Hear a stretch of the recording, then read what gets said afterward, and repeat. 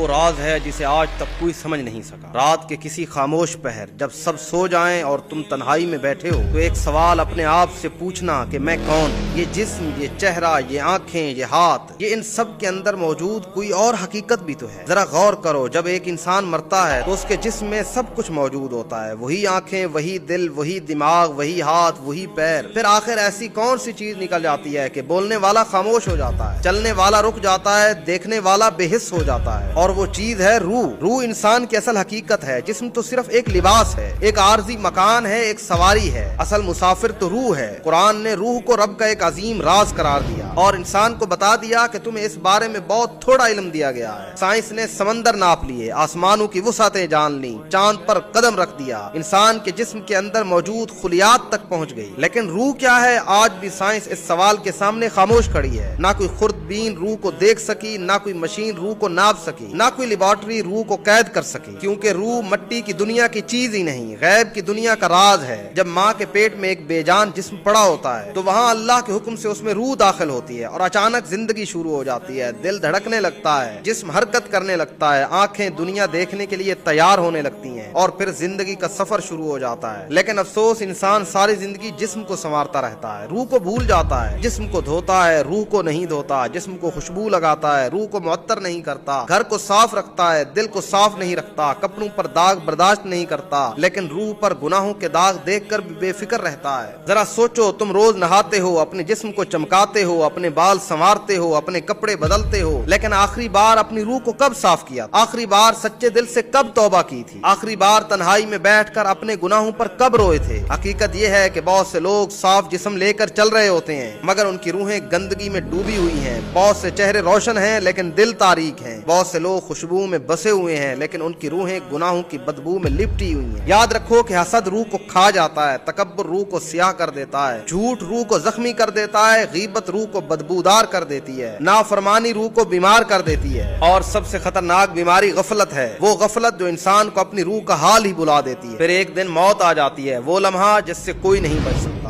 اس وقت فرشتے آتے ہیں اور روح کو جسم سے الگ کر دیتے ہیں۔ اس لمحے ساری دولت ختم، ساری طاقت ختم، ساری شہرت ختم، صرف روح باقی اور اس کے اعمال باقی۔ لوگ جسم کے پاس کھڑے ہوتے ہیں، رو رہے ہوتے ہیں، لیکن روح ایک نئے سفر پر نکل چکی ہوتی ہے، عالم برزخ کی طرف۔ وہاں نہ بینک بیلنس کام آتا ہے، نہ عہدہ، نہ شہرت، وہاں صرف اعمال ساتھ جاتے ہیں۔ تو ذرا غور کرو اور سوچو کہ اگر آج تمہاری روح تمہارے سامنے لا کھڑی کی جائے تو کیا تم اسے دیکھنا پسند کرو گے؟ کیا وہ روشن ہوگی؟ کیا وہ اللہ سے ملنے کے لیے تیار اور بےتاب ہوگی، یا پھر وہ خوف سے کانپ رہی ہوگی کیونکہ اس نے ساری زندگی گناہوں کے علاوہ کچھ کیا ہی نہیں ہے؟